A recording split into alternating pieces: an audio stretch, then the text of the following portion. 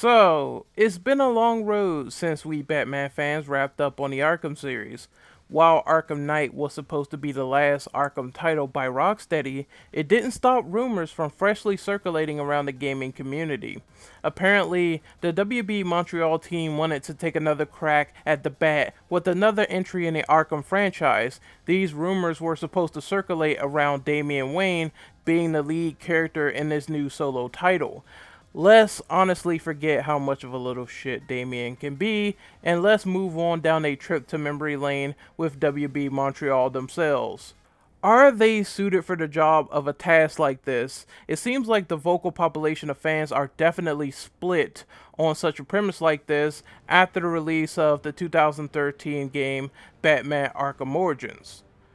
Granted, I personally enjoyed the game, but I do see the criticisms of Arkham Origins being basically a carbon copy of Batman Arkham City, the profoundly dumb reason why they omitted Conroy since they needed a younger Batman, the shock gloves that made you so goddamn overpowered, the useless multiplayer, and various bugs and glitches that will make you run to the nearest fallout shelter to avoid that nuke of Batman criticism immediately.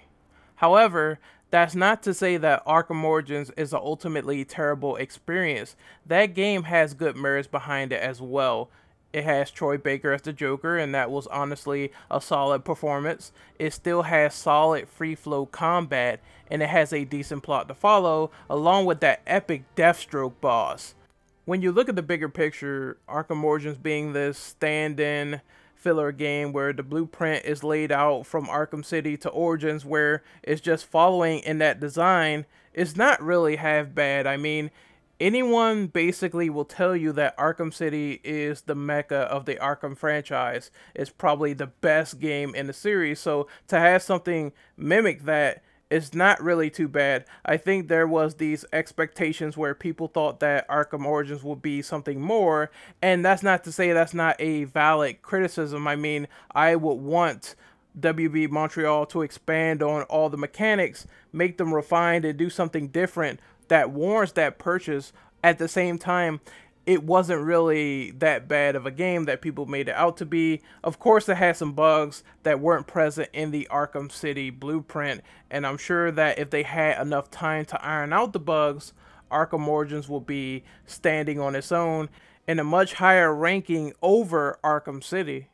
But there's a lot of fans out there that really appreciate Arkham Origins so much that they already put it on a higher pedestal compared to Arkham City, even though it does have its own criticisms. A lot of people really enjoyed the story, and to be honest, I can see that being valid to some people. When it came to Arkham City, I really didn't care about the Protocol 10 stuff. And you know, I think that they could have did a little bit more better with some sections in Arkham City. I think that the pacing could have been a little bit more fine-tuned. Two-Face is a jobber again. He's like the Black Mask of Arkham City, but these are stories for another day. We all should be aware that not every game is perfect. Even on multiple play sessions of a critically acclaimed title, the more we play through it, the more we start to see more flaws, the more we start to say maybe something else could have been done better, maybe this could have been fine-tuned, maybe something like this could have been changed around. We start to become more critical ourselves. So it just happens. It's human nature, in my opinion, to be very opinionated. What we got, I thoroughly enjoyed all the way up until Arkham Knight, which is probably the most disappointing Batman game I played in a long time. Arkham Knight, when compared to the ideas presented in Arkham Origins, is just one of those series-ending titles that left more of a lackluster, sour taste than anything Arkham Origins could produce. It was like a racing game fully fit with the Batmobile reskin or some shit where everything is oversaturated with the damn Batmobile. and a lot of potential within Arkham Knight is squandered because of it. Now we have Jason Schreier, a Kotaku journalist, supposedly giving the inside goods on Twitter with this post saying that the new Batman title has been possibly rebooted, and it might skip E3 2017 entirely. If WB Montreal wanted to impress Batman fans out there, then there's one more stone left unturned. It's basically what will happen if we got an awesome, non-bug-free Batman game by WB Montreal, reminiscent of Arkham City's high quality, no bugs, with a cohesive, gritty story set in the year 2039. Strap in, we're going to the future, bitch. Yes!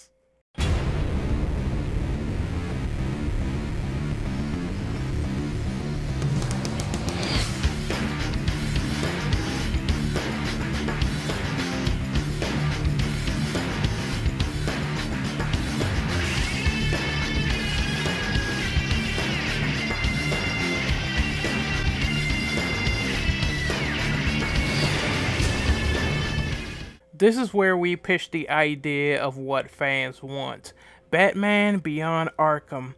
Let's face it, Bat Freaks. We all wanted an Arkham game set in the future universe of Batman Beyond for many years. You can see it everywhere. We always been speculating. We always been desiring this as DLC on various game forums for years. We've been requesting the hell out of this scenario to the developers. We want to play as Terry McGinnis and face a new legion of the Rogues Gallery in the future. The possibilities are freaking endless, dude. But let's give 3 examples as to why I think a Batman Beyond Arkham game would quite frankly be beyond awesome. Number 1, the setting and new gadgets. Batman Beyond takes place in the futuristic Neo Gotham. That setting alongside today's graphics would be quite frankly incredible. Imagine all the crazy space vehicles flying around in the air. You have the different expressways that you could probably see above in the new aerial Batmobile. Plus, this could be WB Montreal's time to shine. We always like the addition of different types of content, so random events. That could be something that could happen in the city. Remember that giant satellite laser in Return of the Joker that almost wiped Neo Gotham off the map? Imagine all that done in real time, which would be just incredible to see. Maybe they could take some cues from Season of Infamy from Arkham Knight and put some random boss encounters on the street so Terry always has something to do, even if it comes to small time threats like the Jokers or bigger threats like Blight. Toss in all the new gadgets and all that shit with the high-tech batsuit, and you can imagine all the combat possibilities and mobility options. You know, I always wanted to be able to use the high-tech Batman suit to rocket uppercut the hell out of people like I was some crazed sector worshiper in a different game entirely.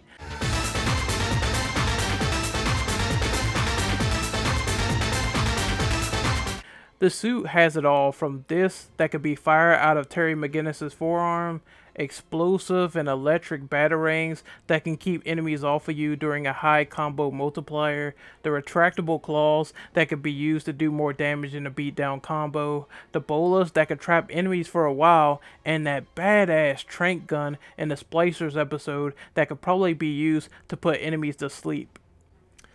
I haven't even scratched the surface of Predator missions like limited cloaking and using Terry's wrist laser to drop boxes on enemies while you gleefully sneak around to your heart's content. I wouldn't even mind using that bitchin' ass flying Batmobile either being used in some missions, but granted, I want to be able to have that Batmobile in this game have limited use because I feel as though this Batmobile in particular should be only necessary and convenient to the player when they need it. I think I speak very clearly when I say one of the main problems of Arkham Knight was the overuse of the Batmobile.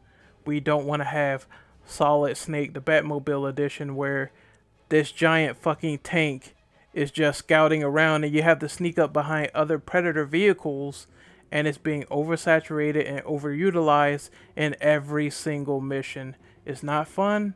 You need to explore the variety of the game. The space Batmobile is pretty fucking cool, but at the same time, I only want to use it when it's necessary and convenient. Save all that stuff for like Riddler races or something. I mean, I really don't care because it's high content, but still. Number 2, the story in a new Rose Gallery. Since the Beyond storyline takes place well into the future, this will give the team some new breathing room to craft something fun and unique given this time skip. Bruce Wayne is way past his prime here, so they can rarely rely on everything from the old Arkham games in regards of storytelling. It could only present the chance to include maybe some references here or there, maybe just a few key characters that are still alive and kicking from Bruce's past. The Beyond continuity has a new host of problems anyway for Terry and Bruce to deal with, so this means a new Rose Gallery has to rise. Let's cue the boss rundown.